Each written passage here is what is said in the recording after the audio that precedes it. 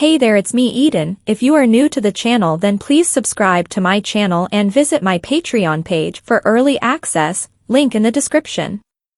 She told him to help clear the bar, then report back to Patricia in the main office. It could only spell trouble. He cleared away the remaining glasses and tried his best not to imagine the worst. Patricia Crawford sat back in her executive chair and listened as Heidi debriefed her on the first night efforts of Mark Andrews. When her second-in-command had finished, Patricia digested the report carefully, then spoke. Not very encouraging, is it? And then there is the dry cleaning problem too. Patricia stood up and ran her highly manicured fingers through her hair. She went over towards the door and, before opening it, told Heidi. "Oh, that's not a problem. Let's get him in." Mark Andrews was asked to enter the office. He looked both exhausted and unkempt, the beer stains on his uniform no longer restricted to the skirt. Patricia walked around him and inspected the state of the outfit, lifting the skirt to get a better look at the mark. She shook her head, then sat back down before speaking. "Not the most convincing start to your employment, is it?" He shook his head and entered his defense. "No, but I did say you shouldn't have put me out there dressed like this." She held up the contract, making sure he could see it. Then reminded him. "I'll decide what happens here. And you're the one who agreed to it. I have your signature on this contract." She handed him the contract and he looked at her. "I didn't know what I was signing. If I dash." Before he could finish, she interrupted. "Then you really are a silly girl, aren't you? In business you learn never to commit to anything unless you know exactly what you're getting into. You should remember that in future." For the first time he started to read the terms and conditions properly. His heart sunk at some of the obligations of contract, which included 1. All employees agree to the adoption of a suitable female name in keeping with the theme of the bar in which they are employed. Throughout employment they will be addressed only in the name they have chosen/been allocated. This will not conflict with salary information, where the real name will apply in all cases. 2. Employees will be issued with appropriate uniforms. The cost of purchase shall be borne by the employer unless any probationer decides to quit within the first month of commencement of employment. In such cases, the full cost of clothing shall be deducted from any final salary due. 3. Employees have a responsibility to ensure they comply fully with the working dress code at all times when on duty. Failure to maintain minimum standards will result in non-payment for that entire shift period. 4. Employees, especially those working in front of the house, will be required to wear appropriate makeup at all times whilst on shift. Breaks will only be permitted to enable staff to freshen up their makeup. 5. Employees are forbidden to court customers with the view to forming a relationship. 6. Where the situation arises, the employer may request staff members to issue flyers to the general public. As this extra work is usually carried out during the early afternoon, overtime will be paid at the appropriate rate. He did not want to read any more. The first half-dozen agreements were bad enough. Patricia took the contract back and glanced at Heidi. "Do you think our Maria has got the message now?" Heidi nodded. "I think so." Patricia put the contract back into the filing cabinet, then asked Heidi. "Now, this dry cleaning nonsense, what do you propose we should do?" Mark Andrews looked at Heidi and hoped she would be a little more merciful than Patricia had been. Heidi walked over to him and took a minute or so to assess the situation. Then she beamed and said, "He can't go in his other uniforms. I might have something he could borrow. I always keep an extra set of things in my locker in case of emergencies. Not uniforms but my own stuff, a skirt and things." Patricia looked over to Mark and asked him. "That's the most generous offer, don't you agree?" He nodded. Patricia was not satisfied and insisted he thank Heidi for making such a helpful gesture to solve his problem. "Thank you, Heidi, I'm very grateful." Patricia was now very pleased indeed. She took the locker key from her jacket pocket and held it up for him to see. She asked Heidi if it was okay for him to take her clothes back home with him. Heidi said it would be much better if Maria changed into her clothes before she left tonight. Otherwise she won't have any of her own clothes to change back into after tomorrow night's shift. This was a splendid idea, and Patricia then warned him that a repeat of such a poor performance would see a deduction from wages. She said it was okay for someone to make mistakes, but she was running a business and could not afford to carry passengers. "Heidi is going to have to spend more time watching you rather than getting on with more important things.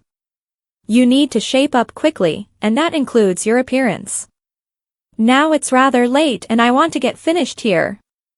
The meeting was over and he was escorted back downstairs to the locker room by Heidi. The other girls had already changed back into their own clothes.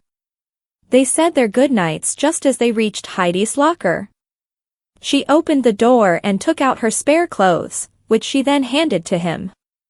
He took possession of a candy pink sweatshirt, a knee-length denim skirt, and a pair of pink and white training shoes. At least they were not high heels. She even provided him with a small handbag and a pair of very thick tan-colored tights. "Every girl needs a bag, Maria. We don't shove things into pockets like men do." Heidi then began to change out of her uniform and suggested he did the same. "Remember, you're to leave your things here and put my stuff on. Don't forget your tights, girls with hairy legs don't wear skirts." The prospect of going home dressed as a girl did not particularly appeal to him, but there was little point in arguing so late in the evening. He went to his own locker and unlaced the bodice and stepped out of the uniform. After folding it up, he put it in the bottom of the locker. The knee-high stockings and the high heels followed it. As he started to remove the undergarments and knickers, it was Heidi who shouted across the room, "Keep your underwear on, Maria. You'll need to fill out that sweat top as much as possible." As he changed into the clothes, he did not feel at all comfortable. It was probably a blessing in disguise that he would get back to his apartment in the early hours of the morning to avoid any of his neighbors catching a glimpse of him. After tying the pink laces on the trainers, he stood up and pulled the hem of the denim skirt down just a little further. It made no difference to its length, but he wanted to give it a go anyway. Heidi handed him a small carrier bag. "Here, put your uniform in this. There is a dry cleaners just round from here. I'd take it there, they open at 9-inch. Mark thanked her for her help and then put the outfit in the bag. As he shut the locker, Heidi told him to sit down and she would fix his hair. With a brush and plenty of spray, she combed his loose red locks into something approaching a female style.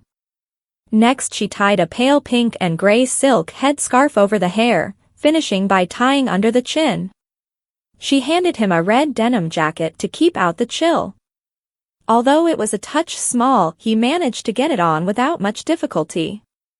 He did not like wearing the scarf. It reminded him of the way his grandmother had worn hers way back in the 1950s, but at least it disguised the fact that his red hair was cut in a male style. When Heidi finished adjusting the scarf, she smiled and told him, "Oh, Maria, that scarf is definitely you. Very Audrey Hepburn now. And if you take it off carefully when you get home, you can wear it tomorrow when you visit the dry cleaners." Heidi started to freshen up her lipstick. As she lined her lips with the cosmetics, she caught a glimpse of him standing watching her. He looked both curious and anxious, so she held the lipstick up and said, "Come here, you'll look slightly more convincing with a touch of makeup." He did not want any more makeup on his face, but she insisted that he stand quite still as she transformed his lips with a dark red color and lined his lashes with some black mascara. "There, at least you might convince the taxi driver if he keeps his cab lights off." When he looked at his reflection in the mirror, he was taken aback. The pink sweat top and denim skirt were girly enough, but with the scarf covering his own hair and the red matte lipstick on his lips, he felt he had to agree with Heidi. She then went into her makeup bag and produced a spare lipstick, which she handed to him and said, "Here, you should take this and make sure you wear some tomorrow morning. Now, let's call a cab." It had not been his intention to take a taxi home. He had no money for a start and his flat was only 10 minutes away from the club. He said he did not want a taxi. Heidi gathered up her bag and smiled. "Fine, you're going to walk home then. It's not that safe for a girl at night these days." "But I'm not a girl, I keep telling you all that." Heidi nodded and let out a small giggle. "So you're not a girl, look at what you're wearing and tell me how many boys wear short denim skirts and pink tops?" Of course she was right, and he told her that he had no money for a taxi. She said he could share her taxi but told him in future to bring some money and take a taxi. With everything now locked up and only Patricia working upstairs, they waited at the front door for the taxi to arrive. Mark Andrews found the night chill even more obvious as it hit his bare legs and caused the skirt to flutter slightly in the breeze. Heidi allowed herself a grin at his predicament. If only he had known just how tough Patricia Crawford was, he probably would never have pursued his application for employment. When they settled into the back of the taxi, Heidi told him to do his best not to upset Patricia tomorrow night. As the taxi pulled up outside his flat, whispered in his ear, "Come in at 4 tomorrow and I'll do your makeup for you. We'll have you looking good if nothing else." It was an offer he knew he could not refuse. On Thursday morning he woke a little after 7:30. He felt tired and his legs ached after standing in heels last night. Slowly, he sat up in bed and looked down to see he was still wearing the white padded undergarments that Patricia Crawford had fastened round his chest. He had little ideas how to wear one, so had decided to keep the garment on all night. The straps irritated his skin and the underwire inside the cups cut under his upper part. He looked over at the door and saw the carrier bag with the stained uniform inside. Then he remembered that he had to get out before his neighbors were up and about. He jumped out of bed wearing only his white female underwear. The skirt and top Heidi had lent him lay over a chair and the scarf was carefully placed over the chair back. It was still tied in the knot that Heidi had made, and he hoped he could get it back on without it coming loose. After a very quick wash, he returned to his bedroom and put on the skirt and top as quickly as he could. The tights were a new mystery to him and he struggled with them for quite a while. Next he laced up the trainers, then sat himself down to replace the scarf as best he could. When he'd managed to place the scarf over his head, he stood up and went through to the bathroom to check in the mirror. His face was framed within the brightly colored silk scarf. Then he remembered the lipstick. Putting on the pink lip color was not easy and he had to wipe it all off at least twice. After the third attempt, he once again saw the girly face staring back at him from the mirror. Back in his front room, he took his last 10 pounds from a drawer, picked up the carrier bag, placed the handbag over his shoulder, and unlocked his front door. Please subscribe my channel for the next part. And visit my Patreon page for early access.